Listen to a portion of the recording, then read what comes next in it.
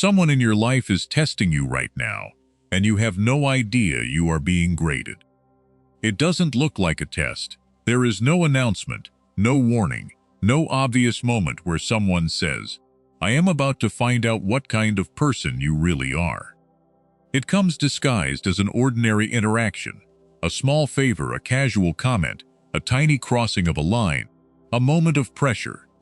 And in that ordinary moment, the other person is quietly watching how you respond and using your response to decide something important. How much they can trust you, how much they can push you, how much you are worth to them. And most people fail these tests without ever knowing they took one. Machiavelli understood this better than almost anyone because he spent his life watching the most powerful people of his age constantly test everyone around them before deciding whom to trust and whom to use. And by the end of this, you're going to recognize the 5 most common ways people secretly test you, understand exactly what they're really checking for, and know how to pass every one of them without becoming cold, paranoid, or cruel. Let me tell you why this matters so much, because the stakes are higher than they seem. Every time someone tests you, and you don't realize it, you are teaching them how to treat you, without meaning to. When someone crosses a small line and you let it slide, you have just told them the line isn't real. When someone pushes and you fold, you've shown them you can be pushed. When someone tries to provoke you and you explode, you've handed them the exact reaction they were fishing for. These small, invisible moments quietly decide your standing with almost everyone in your life, and most people are failing them constantly, then wondering why they get overlooked, walked over, or quietly written off, right?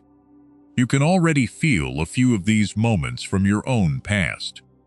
Comment the word "graded" if this is landing, if you're realizing you've been tested far more often than you ever knew. I want to see how many of us have been getting quietly graded without noticing, because by the end of this, you're going to start passing.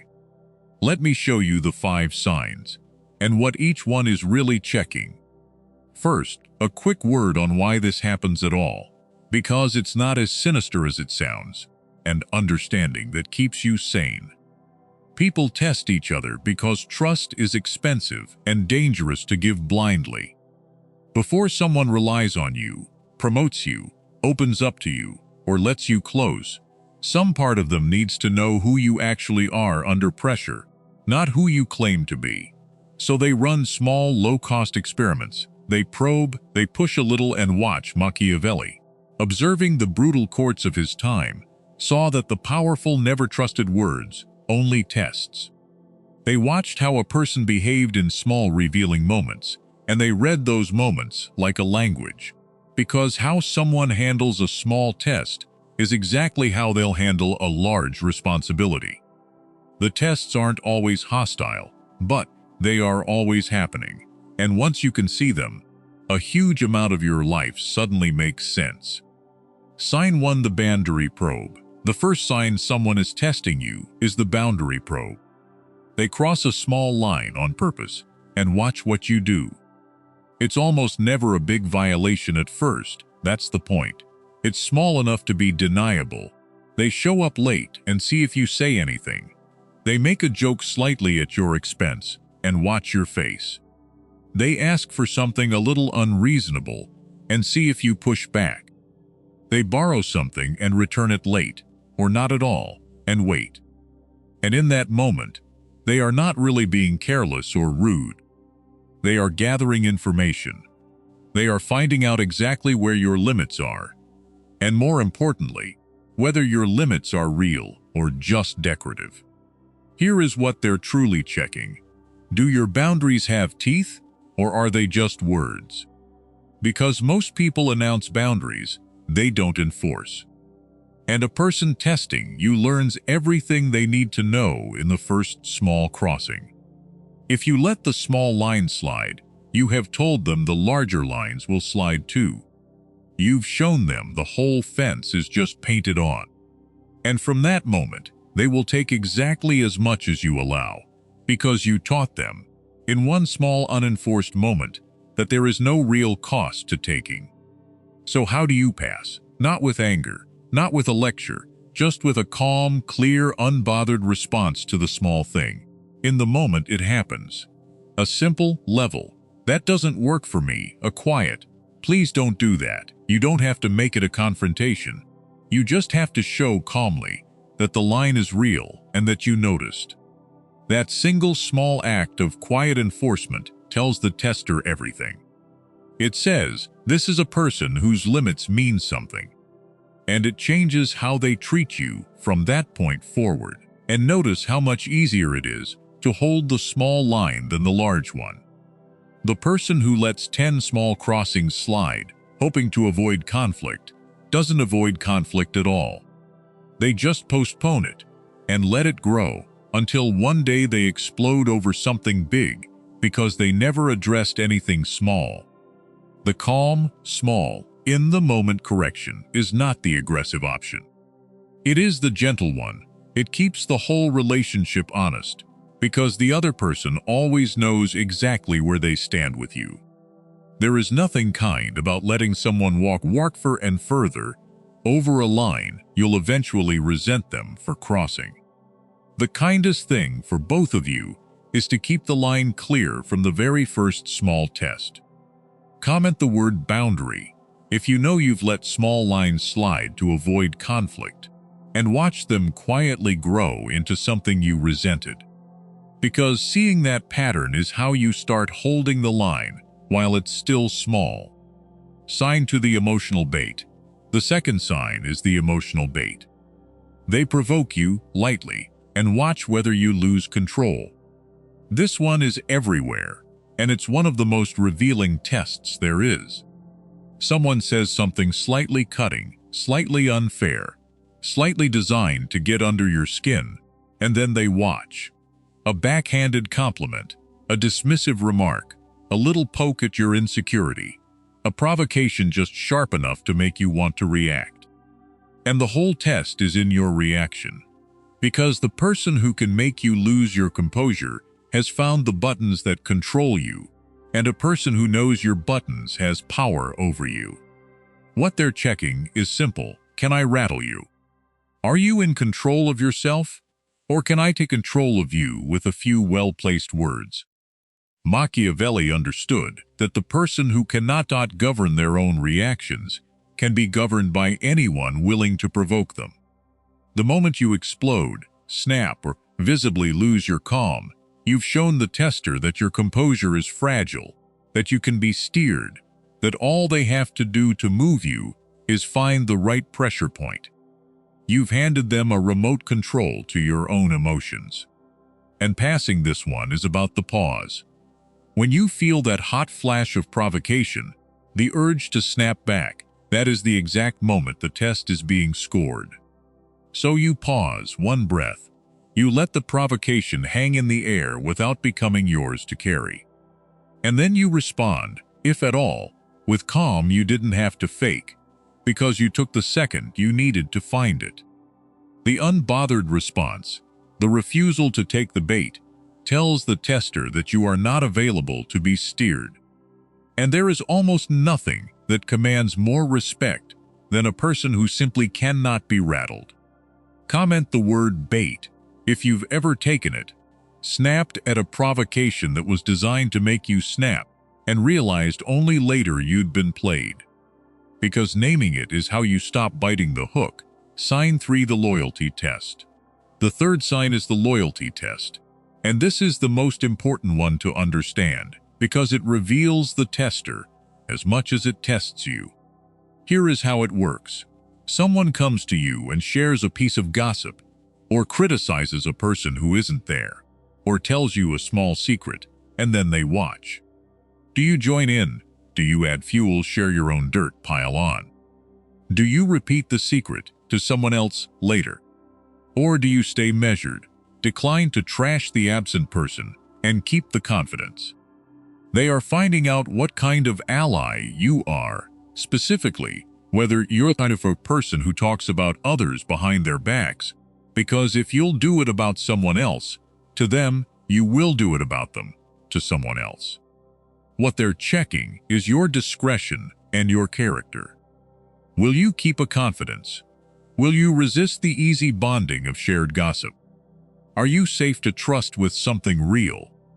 And most people fail this test in the easiest possible way, by joining in, because trashing an absent person together feels like closeness, feels like being on the same team. But the perceptive tester isn't bonding with you when you gossip. They're filing away the fact that you gossip and quietly deciding you can't be fully trusted. So you pass by staying steady. You don't have to be preachy about it. You just decline the invitation to pile on. A simple, I try not to talk about people when they're not here. A quiet change of subject, a refusal to add your own ammunition to the pile. It costs you a small moment of social ease, and it buys you something enormous. A reputation as a person who is actually safe. And here is the deeper thing, the part that flips this whole test around. The way a person tests your loyalty tells you everything about their own. The one who constantly comes to you with gossip about others is showing you, in advance, exactly how they'll talk about you. The moment you're the one who isn't in the room, sit with that, because it's one of the most useful early warning signs there is. When someone brings you a steady diet of other people's secrets and other people's flaws, they think they're bonding with you. What they're actually doing is auditioning, right in front of you, for the role of the person who will one day do the same to you. There is no version where they gossip about everyone else, but will loyally protect you. You are simply next in the rotation, so the gossip test works in both directions at once. It tests your discretion, and it reveals theirs. Pass it by keeping the confidence, and read it by noticing that a person this eager to share others' secrets is a person you should be careful what you share with.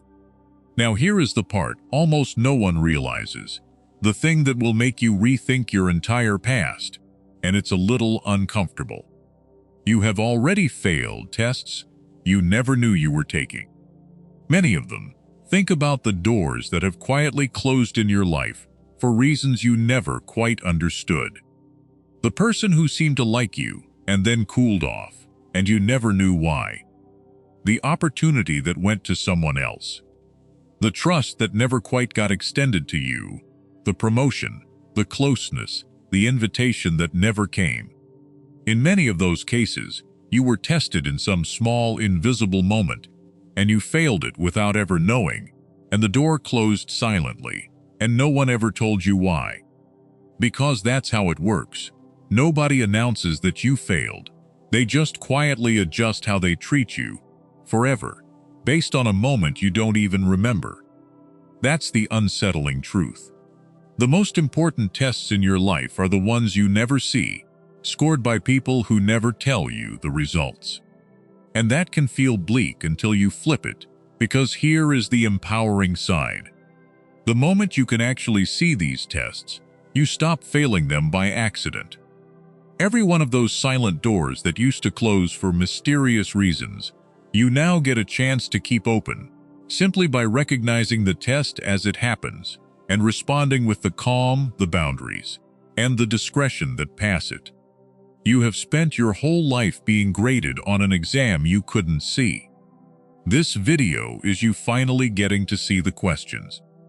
And here is the deepest reframe of all. You are always teaching people how to treat you. Every response to every test is a small lesson you're giving them about who you are and what you'll accept. You are never not teaching. So the only real question is whether you're teaching them on purpose or by accident. The person who sees the tests teaches on purpose. The person who doesn't gets taught by everyone in ways they never chose. Comment the word doors if you can suddenly think of a door that quietly closed in your life, and you're only now wondering if you failed a test you never saw. Sign for the favor test. The fourth sign is the favor test. They ask you for something small and use your response to measure how much they can extract from you. It starts tiny and reasonable, Can you do me a quick favor? Can you cover this? Can you help with that? And on its own, the small favor is nothing, and helping is good. But the tester isn't really measuring the favor. They're measuring you.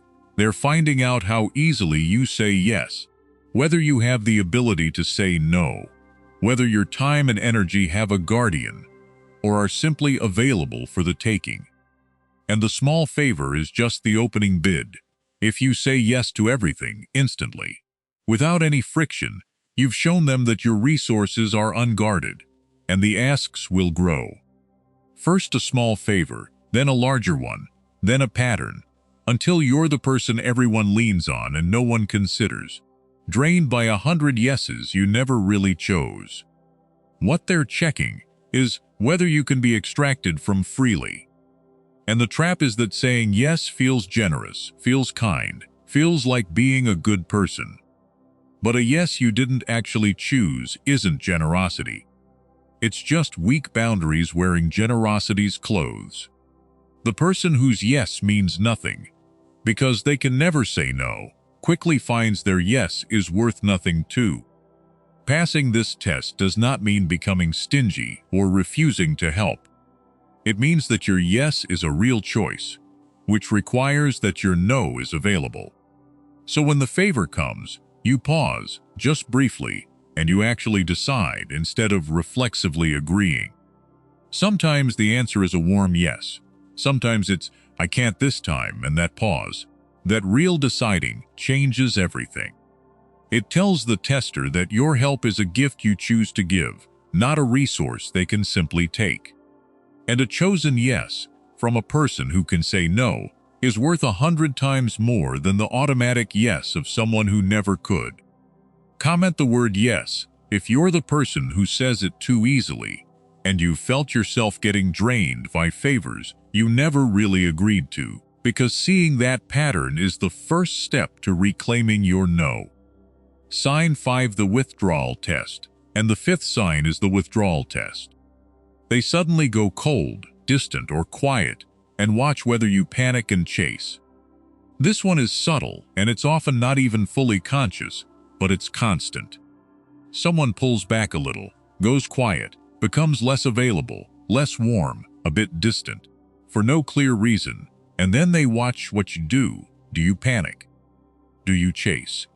Do you flood them with messages asking what's wrong? Over-apologize for things you didn't do?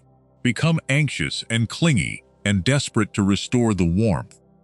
Or do you stay calm, steady, secure, giving them space without falling apart? Because your response to their withdrawal reveals exactly how much power your need for them gives them over you. What they're checking is your neediness, your security. How much of your stability depends on their approval? And this is one of the most important tests in any relationship.